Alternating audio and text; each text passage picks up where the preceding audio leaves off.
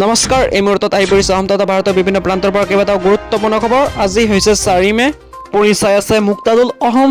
এনেধৰণৰ খবৰসমূহ নিতৌ পাবলৈ চেনেলটো ছাবস্ক্ৰাইব কৰি ভিডিঅ'টো এটা লাইক কৰি দিব। অপেক্ষা অন্ত পেলাই আৰম্ভ হ'ব ভোট গণনা। 8 বজাৰ লগে খোল খাব EVM। কোন বহিব শাসনৰ মচনত কেইটামান ঘণ্টা যোৱাৰ পিছত এইটো গম পাই যাব।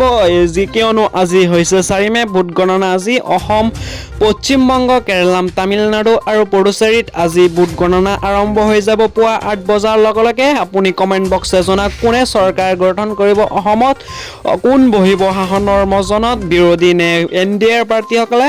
NDA 4 মেত কামৰূপ মহানগৰ জিলাত ড্ৰাই ডে ঘোষণা কৰিছে, কিয়নো আজি ভোট গণনা প্ৰক্ৰিয়া সম্পূৰ্ণ নোহোৱা পৰ্যন্ত বন্ধ থাকিব সুৰাৰ বিপণী, সুৰাৰ ব্যৱসায় বন্ধ থাকিব। ভোট গণনা যিমানলৈকে চলি থাকে সেই সময়লৈকে সুৰা বেচা কিনা কৰিব নোৱাৰিব।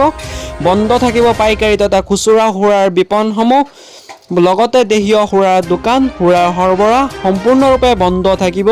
ড্ৰাই ডেত বন্ধ থাকিব ক্লাব, বাৰ, হোটেল, ক্ষুদ্ৰ সুৰা প্ৰস্তুত কেন্দ্ৰসমূহও। অনুজ্ঞাপত্ৰ থকাসকলে ব্যৱসায়ী তথা জনসাধাৰণক এই নিৰ্দেশ মানি চলিবলৈ আহ্বান কৰিছে কামৰূপ মহানগৰৰ জিলা প্ৰশাসনে।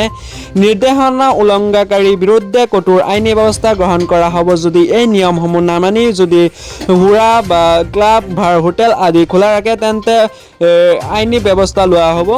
এই কথা স্পষ্ট কৰিছে কামৰূপ মহানগৰীৰ জিলা প্ৰশাসনে। মুঠৰ ওপৰত কথাটো হৈছে আজি যিহেতু ভোট গণনা 4 মে কেইটামান ঘণ্টা যোৱাৰ পিছতে স্পষ্ট হৈ যাব কোন বহিব দিছপুৰ মচনত। আজি কেইটামান ঘণ্টা যোৱাৰ পিছতেই এইটো স্পষ্ট বিৰোধী নে NDA চৰকাৰ গঠন কৰিব অসমত সেয়া স্পষ্ট হৈ যাব। আৰু কেইটামান ঘণ্টা যোৱাৰ পিছত গৌৰৱ গগৈয়েতো বহুত এক্সিছ ইণ্ডিয়া ফালৰ পৰা যিবোৰ তথ্য দিছিল সেইবোৰ গৌৰৱ গগৈয়ে ভুৱা বুলি প্ৰমাণিত কৰিব বুলি আজি কৈছে আৰু বিৰোধী ঐক্য মঞ্চই কৈছে। চ' এইটো কিমান দূৰ সম্ভৱ আপোনালোকে কমেণ্ট বক্সত জনাওক। গৌৰৱ গগৈ নে অসমৰ মুখ্যমন্ত্ৰী, বৰ্তমানৰ মুখ্যমন্ত্ৰী হিমন্ত বিশ্ব শৰ্মাই হ'ব দ্বিতীয়বাৰৰ বাবে মুখ্যমন্ত্ৰী। কিমান দূৰলৈকে সম্ভৱ আপোনালোকে কমেণ্ট বক্সত জনাওক। বহিব দিছপুৰ মচনত আপুনি কমেণ্ট বক্সৰ জৰিয়তে জনাওক। আৰু এনেধৰণৰ খবৰসমূহ নিতৌ পাবলৈ চেনেলটো ছাবস্ক্ৰাইব কৰি ভিডিঅ'টো এটা লাইক কৰি দিব। ধন্যবাদ।